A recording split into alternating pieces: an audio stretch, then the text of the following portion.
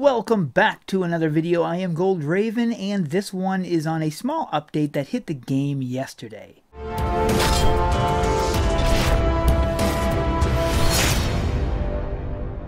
So the update we got this week was basically just filler content. This wasn't anything that was big. It didn't really introduce anything new besides a daily boss fight. So as usual, you would head over to Tweely and then head into the daily boss fight. Now this area was a lava-inspired place where you fight a giant kraken and those big lava worms and these little boogerling type things.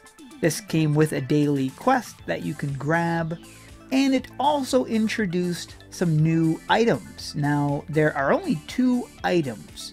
You have a real cool looking sword, and there was 3 different levels of the same looking sword.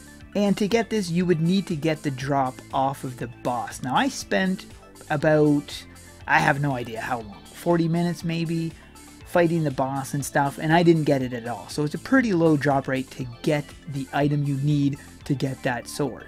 Now you can also get a really cool looking helmet as well. The only thing that was pointed out to me, which I didn't notice at first looking at it, but then afterwards I noticed it, is that the ears on the helmet show. Now the people I've spoken to about this aren't too happy about this because it does kind of look silly, but this might have been done intentionally. I'm not sure. I guess we'll have to wait and see if it gets fixed or if this is in fact the way it is supposed to look. But I mean, it's funny.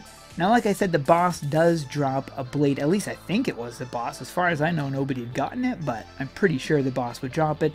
The boss also drops a temporary morph. Now, there was actually a glitch with the morph so that it was permanent. You could just turn into it, come back out, turn into it, come back out. There's obviously some kind of glitch with it, but it did stack. So it probably most likely will be temporary, but I'm hoping that they get rid of it being stacked and they just keep it as a permanent morph, because number one, it was really hard to get. I didn't get it the entire time I was fighting, and it's really slow. It moves about the same speed as the big red guy. Now there are 2 other locations that don't get a lot of mention, so I thought I would mention them in this video because they've been around for a while, but nobody really knows about them. The first one is the green screen room.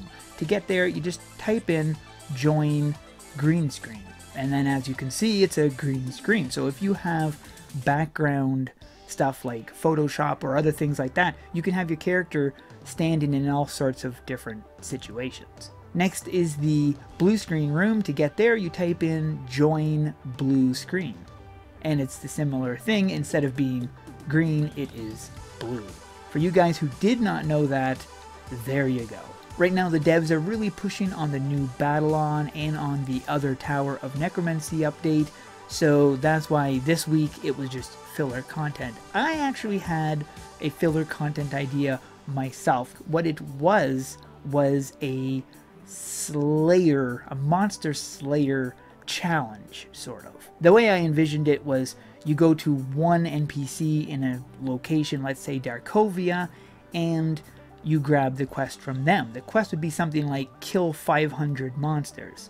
Upon doing so, you return the quest, and then they would tell you to go visit somebody else in, let's say, Greengard. So you head over to Greengard and you do the quest there, but instead of killing 500, now you have to kill 1,000 monsters in that area, and then when you do that, you turn in the quest and it takes you to another place. Upon doing this, you're going through a series of quests in different locations until you finally get to one place that would be, let's say, kill 5,000 monsters. I know it sounds like a lot, but it's supposed to, because it's supposed to be something that just takes a lot of time to do, but there's a progression behind it. Maybe at the end of it, you get a title, or you get some items, or something.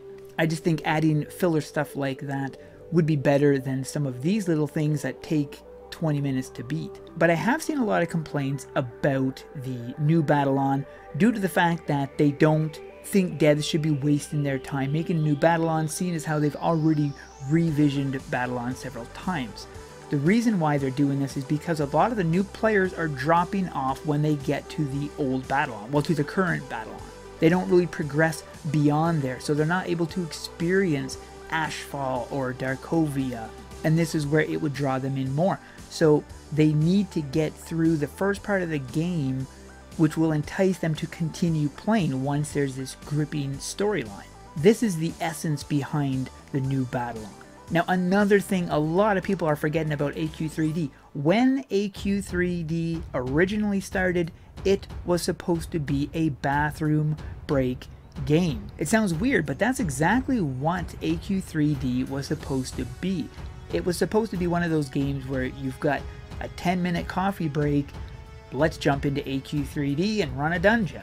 But it has progressed to something way beyond that. Now it's turned into a full-fledged MMO. So this is going to take some doing because it is completely shifting from its original vision into something totally brand new.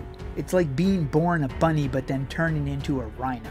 And the new Battlon is only the beginning of where this game can go and where it's going to go. If you've seen any of the game plans, then you know that there's a lot of good things coming. So there we go. I hope you guys enjoyed. If you want to check out my Twitter or the AE Federation, you can check the links in the description below. And if you like this video, be sure to give it a thumbs up and subscribe. We'll see you in the next one. Bye-bye.